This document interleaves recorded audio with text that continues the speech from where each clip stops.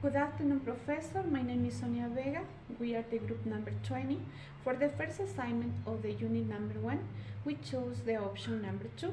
So we will talk about the structure of the introduction, literature review, problem statement, research question, and conclusion. First of all, I'm going to focus on the introduction. An introduction to a scientific paper familiarizes the reader with the background of the issue at hand.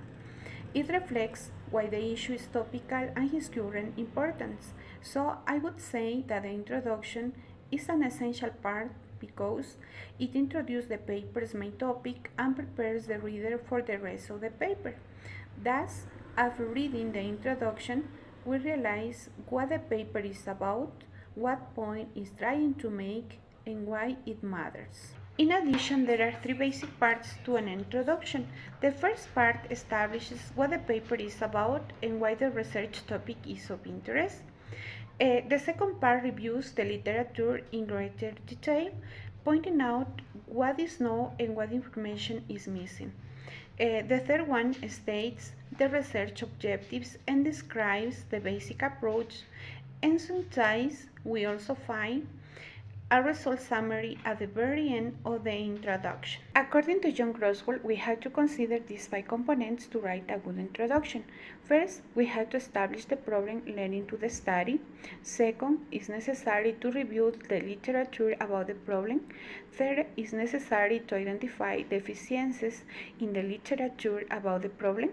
Fourth, is important targeting an audience and noting the significance of the problem for this audience.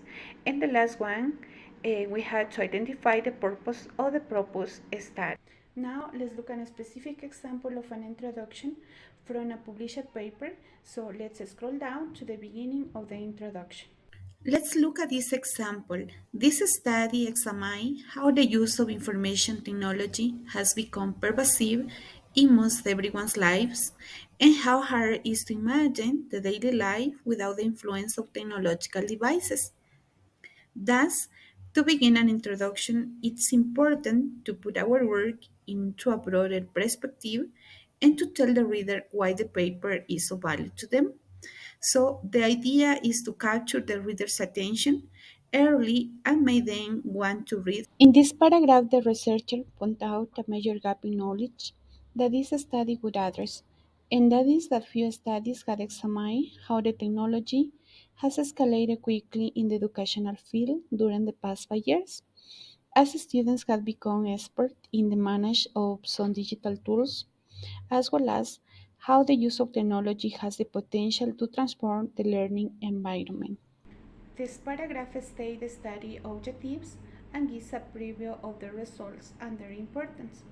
So it's very important that we have to note that it's not the only way to write an introduction, but it's essential that we have to consider those components at the moment of writing an introduction of a research paper. Good afternoon, everyone. My name is Maura Sanchez. I am going to present some information about the literature review. Let's start. Certainly, a literature review is a critical analysis of existing literature on a particular topic or subject. It involves summarizing, evaluating, and synthesizing the current state of knowledge on a specific subject to identify gaps, trends, and areas for further research. First, define your research question and topic. Clearly outline the specific focus on your literature review. What are you trying to explore or understand? Search for relevant literature.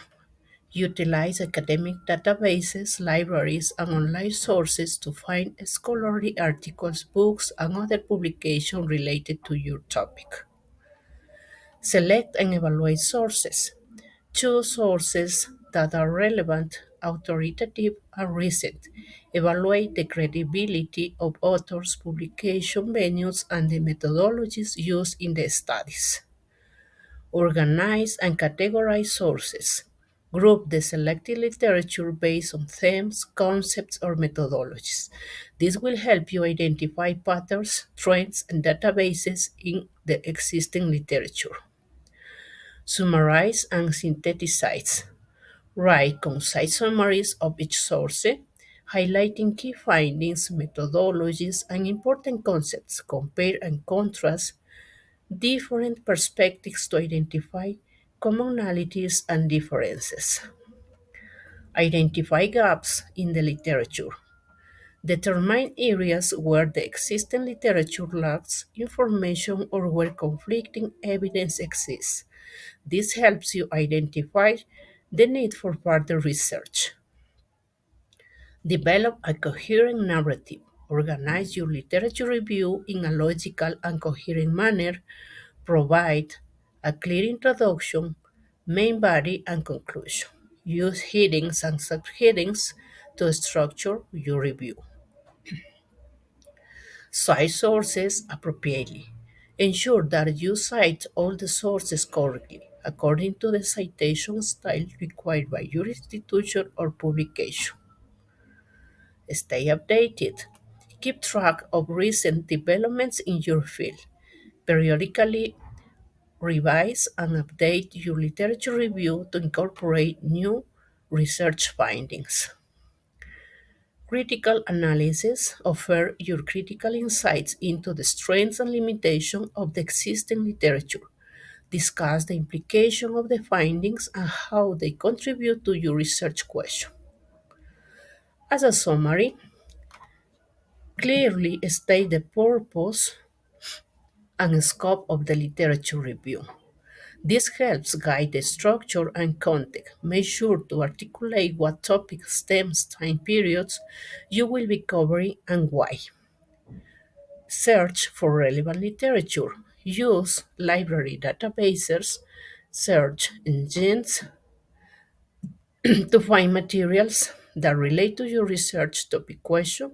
Strive for high quality peer reviewed sources when possible.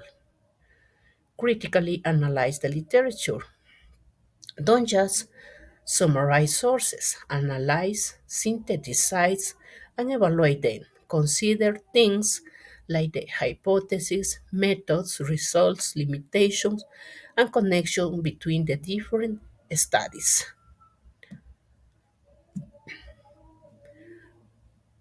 Synthesize the literature into key concepts. Identify oversearching ideas, trends, gaps, and databases. Show relationship between different work and how they connect to your research question. Cite sources thoroughly. Use proper citations and references. Cite sources within the text and provide full reference at the end. Use a consistent citation style. Aim for a coherent narrative. Write the review as a story, not just lists of summaries. Use transitions to guide the reader through the key sections. End with a summary and conclusion. Remember, a literature review is not just a summary of existing studies. It is an analytical and critical examination that provides a foundation for your own research. This is an example how the literature review looks like when you find your home, your work. Thank you for your attention. Good morning, everyone. My name is Yomairi Baking. I am going to talk about a statement of problem. Firstly, it's necessary to understand a problem statement is clear, concise, and a specific statement. But what is a problem statement? A problem statement is short, a clear explanation of issue to sum up what changed in education. A good problem statement should create awareness to stimulate that creative thinking. To identify, you have to take account to elaborate the statement problem. First, identify what field or study we are going to investigate. 2, narrow down the general area of interest. 3, provide context of problem, explaining why it's important to study this. 4, provide a clear, concise statement. Finally, use a scientific and object tone. What is the purpose of a statement problem? To identify this, it's important. Identify opportunities for improvement. Focus on the issues to motivate a successful initiatives.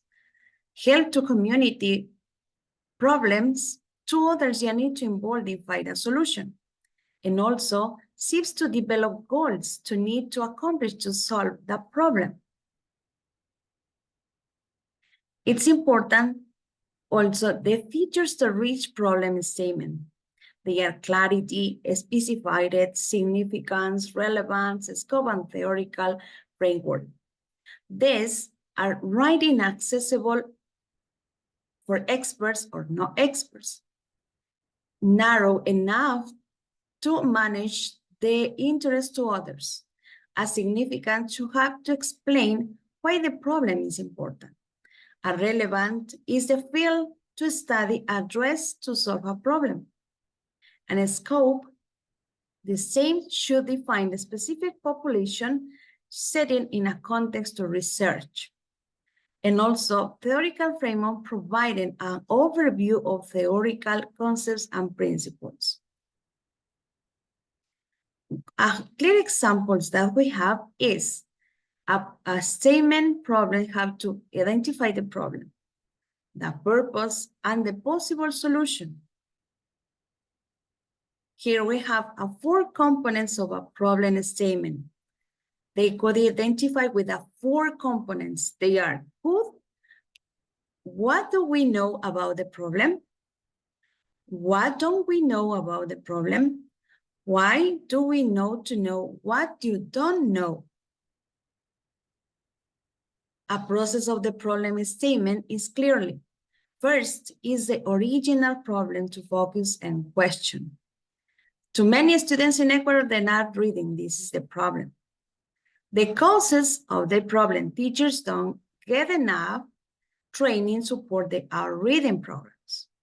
The goal that you are going to solve is, we want to all the 3rd graders read to grade a level.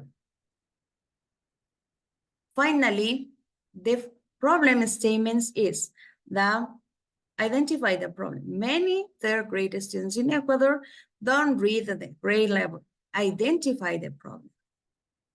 And also we have a possible solution. This is a clear example of problem statement. Research question, but a research question is very different, it's totally different.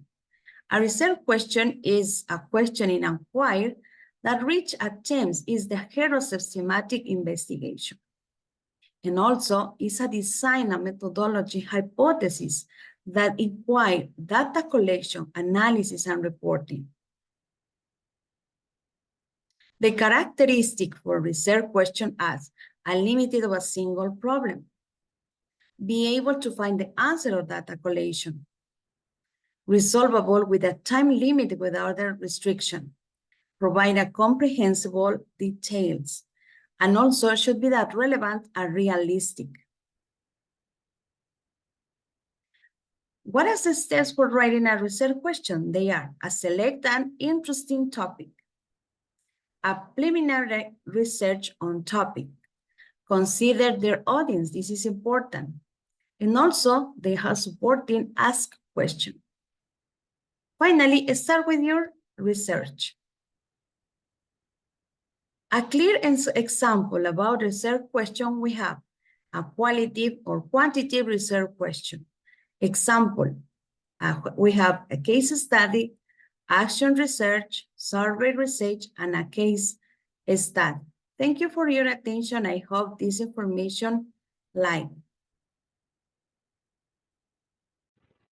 Good afternoon. My name is Mariela Corella. It's a pleasure to continue with the explanation about how to write a literature review. After analyzing and following the steps to write a literature review, such as finding a topic, review the literature, organizing and selecting papers, developing a working thesis, and writing the body of the papers, it's time to continue with the last step, to write the introduction and conclusion. The conclusion should summarize a review. discuss implications, and create a space for future or further research needed in this area. After you write the body of the literature review, you need to summarize the conclusion. It's necessary to take into consideration that a literature review is about the published works of others. The writing does not have individual claims, arguments, or opinions. The conclusion is a summary of key points and the significance of the information presented. When writing the conclusion to your paper, follow these general rules. State your conclusion in clear and simple language. Don't simply reiterate your results or discussions. Summarize interesting points in the review. Indicates opportunities for the future research as long as you haven't already done so in the discuss section paper. A well-written conclusion provides you with several important opportunities to demonstrate your overall understanding of research problem to the reader. What is necessary to avoid when you write a conclusion? Lack of concision, lack of comments on large and more significant issues. There is no clear summary of what was learned, inability to match the objectives of your research, and no personal recommendations. It's possible to check the following strategies to write it. First, is to open the conclusion paragraph with a restatement of the thesis, allowing the reader to have a complete point of view about it. The second is to comment on any gaps and flaws in the research review. And finally, to end with any reflection on how the literature review related to the overall field in which the topic is situated. I present examples of conclusions in which we can see the importance of use natural language.